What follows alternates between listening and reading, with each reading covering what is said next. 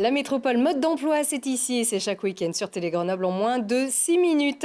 C'était la grande priorité affichée lors de la soirée des vœux pour 2019, la transition énergétique. Et les premières mesures n'auront pas tardé.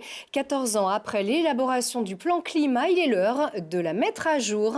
C'était le premier plan climat adopté par une collectivité en 2005, mais la loi de 2015 l'oblige à le mettre à jour. Alors beaucoup de choses ont été anticipées, mais on peut faire mieux concernant notamment l'adaptation du territoire au changement climatique.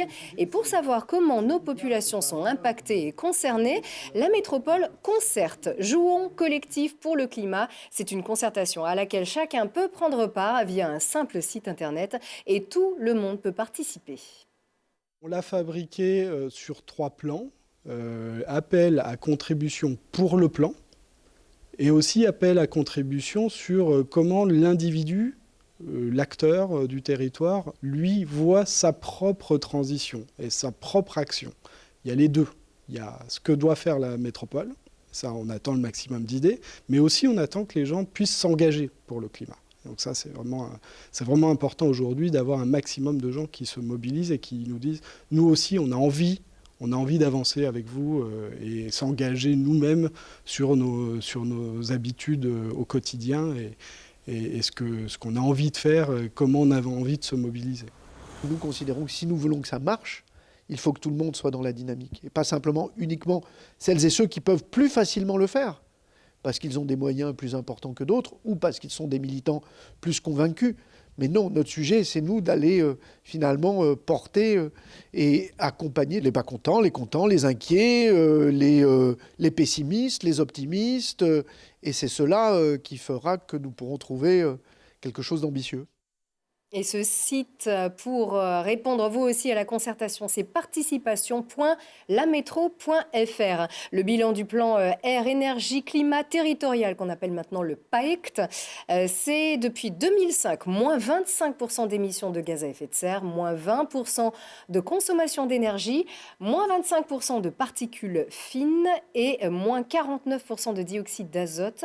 En revanche, plus 18% de production d'énergie renouvelable locale. Alors, il faut continuer et notamment les efforts pour la réduction des déchets avec un exemple concret. Plutôt que de jeter vos appareils qui ne répondent plus, essayez de les démonter si vous pouvez ou alors essayez le Repair Café à Grenoble. Les doigts de fée des bénévoles peuvent leur donner un nouveau souffle. Un fer à repasser plus vraiment au top, une étagère pas très en forme, le Repair Café prend en charge tous les objets cassés sans discrimination.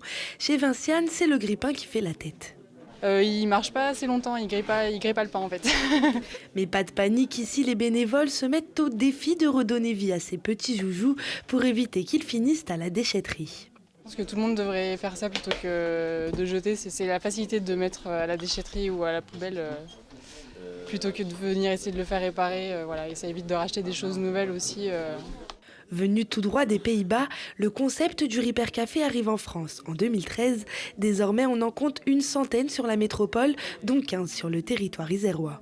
C'est un peu une lutte contre l'obsolescence programmée. Lutter contre les appareils qu'on achète, qui ont une durée de vie de 1 an, que l'on met à la poubelle pour la moindre panne. Et aujourd'hui, c'est vrai que c'est très très cher. Déjà, il n'y a pas de réparateur pour beaucoup d'appareils, ça n'existe pas. Les pièces détachées de l'électroménager sont horriblement chères et souvent en fait on tombe sur des pannes qui sont un simple cordon déchiré, un fusible ou des pannes basiques. C'est dommage, ça passe à la poubelle pour une panne basique. Mais plus qu'une volonté économique, le Repair Café, c'est avant tout un engagement écologique.